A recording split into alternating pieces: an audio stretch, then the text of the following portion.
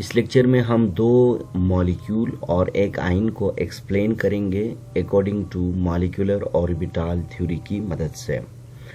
देखिए, सबसे पहले जो मॉलिक्यूल है F2 मॉलिक्यूल है और ये एक डायटोमिक मॉलिक्यूल है, यानी दो एटम पर मुश्तमिल है। तो फ्लोरीन का एटॉमिक नंबर 9 है। इसका इलेक्ट्रॉनिक कन्फिग्रेशन बनेगा 1s2 2s2 2px2 2py2 and 2pz1। दूसरा फ्लोरीन का भी यही इलेक्ट्रॉनिक कॉन्फ़िगरेशन बनेगा। ये पहले स्टेप हो गया। इसके बाद एनर्जी डायग्राम इनका बनेगा। आउटर मोस्ट शेल में p ऑर्बिटल के बीच में एनर्जी डायग्राम बनेगा। तो आउटर मोस्ट शेल में यहाँ पर p ऑर्बिटल है वैलेंस शेल में, और इसमें 2px2 2py2 और 2pz1 है। इसी तरह से दूसरा फ्लोरीन में भी इसी तरह से इलेक्ट्रॉनिक कॉन्फ़िगरेशन बनेगा।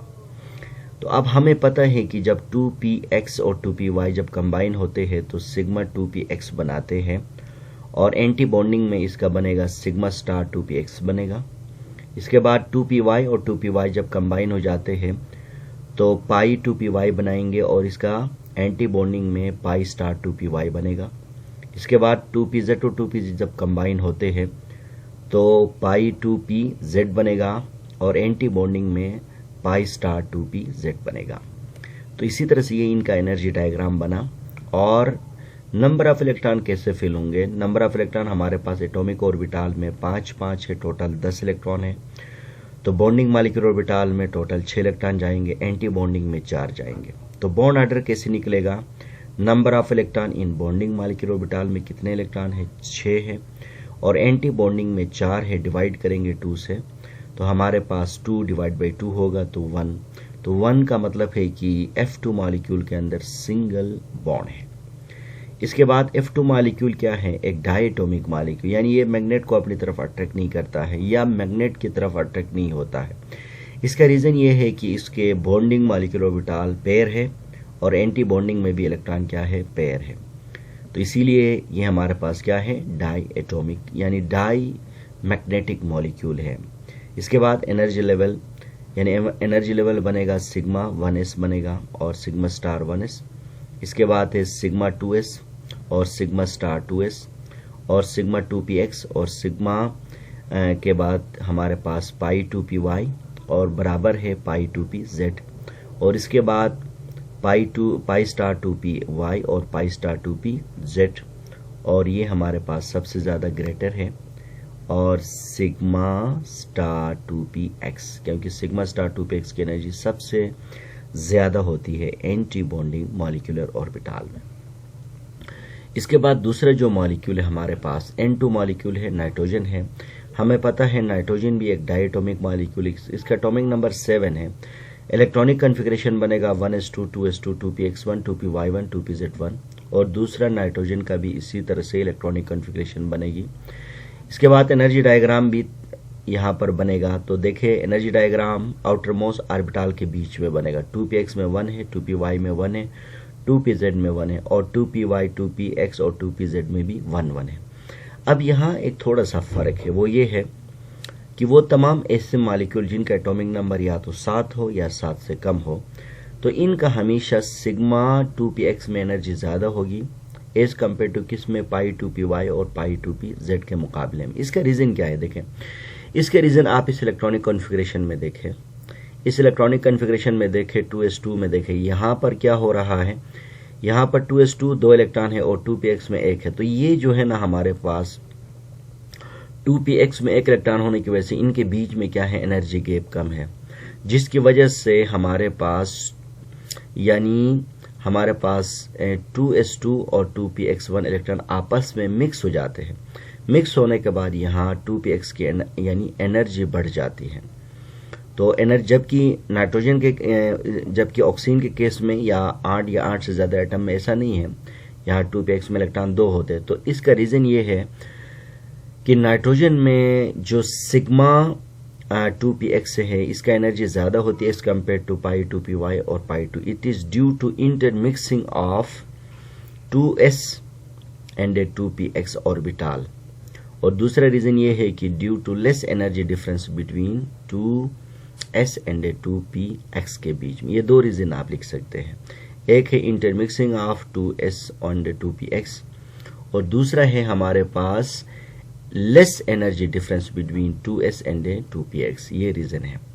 तो इसीलिए हमने क्या किया, हमने जब 2px और 2px कंबाइन हो गया, सिग्मा तो बनाएगा ये, लेकिन इसकी एनर्जी बढ़ गई क्योंकि 2s2 ने इलेक्ट्रॉन इसको दिया, इलेक्ट्रॉन एनर्जी दे दिया इसने, तो लिहाजा हमने ऊपर लिखा है। इसके बाद 2py और 2py जब कंबाइन हो जाएंगे तो पाई बनेगा 2py, और 2pz और 2pz कंबाइन होने के बाद पाई 2pz बनेगा। तो इन दोनों को नीचे लिखा और आमने सामने इसलिए लिखा क्योंकि इन दोनों की एनर्जी क्या है, सेम है। ये हुआ बॉन्डिंग मॉलिक्यूल। और एंटी बॉन्डिंग में क्या होगा, एंटी बॉन्डिंग में होगा कि पाई का पाई 2py होगा और पाई 2pz होगा, और सिग्मा 2px का सिग्मा स्टार यानी 2px होगा। तो दोबारा आप सुने कि एंटी बॉन्डिंग में पाई स्टार 2py और पाई स्टार 2pz और सिग्मा स्टार 2py और सिग्मा स्टार 2px बनेगा। तो ये हो गया हमारे पास एंटी बॉन्डिंग मॉलिक्यूलर ऑर्बिटल में। अच्छा, इसके बाद इनका बॉन्ड ऑर्डर बनेगा। देखिए, बॉन्डिंग मॉलिक्यूलर ऑर्बिटल में हमारे पास 6 इलेक्ट्रॉन है, एंटी बॉन्डिंग में कुछ भी नहीं है, तो 6 डिवाइडेड बाई 2 करेंगे तो हमारे पास 3 आंसर आएगा। इसका मतलब N2 के अंदर क्या है, हमारे पास N2 में यानी ट्रिपल बॉन्ड है, यानी एक नाइट्रोजन के अंदर क्या है, ट्रिपल बॉन्ड है। इसके बाद मैग्नेटिक कैरेक्टर, N2 मॉलिक्यूल भी एक डायमैग्नेटिक मॉलिक्यूल है, इसलिए क्योंकि इसका एंटी बॉन्डिंग खाली है और बॉन्डिंग मॉलिक्यूल ऑर्बिटल में पेयर ऑफ इलेक्ट्रॉन है।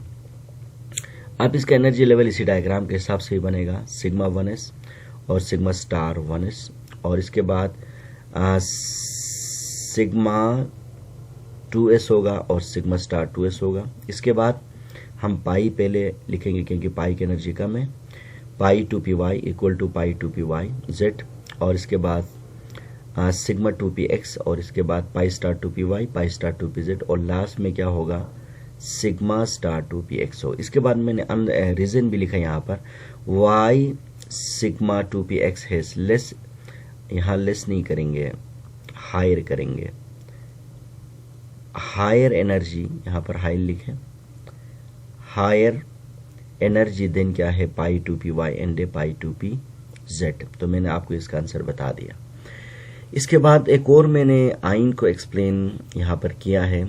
इसके पीछे रीज़न ये है कि एग्ज़ाम में अक्सर सवाल पूछते हैं कि आप ऑक्सीजन के अंदर से पैरामैग्नेटिक कैरेक्टर को कैसे रिमूव करोगे और कैसे इसको ख़त्म करेंगे। तो इसके लिए सिंपल, या तो हम ऑक्सीजन में 2 इलेक्ट्रॉन ऐड करेंगे या तो ऑक्सीजन में 2 इलेक्ट्रॉन को हम निकालेंगे।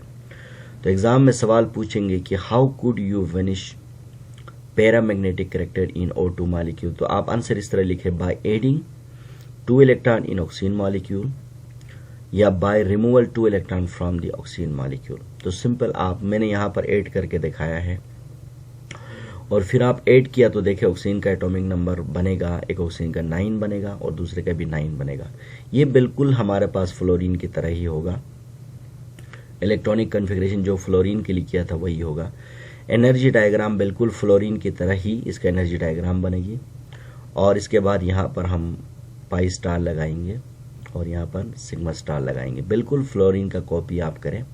इसके बाद बॉन्ड ऑर्डर भी फ्लोरीन जैसे ही बनेगा, 6 - 4 और 2 डिवाइडेड बाई 2 होगा, तो इनके यानी ऑक्सीजन O2 - 2 में सिंगल बॉन्ड होगा।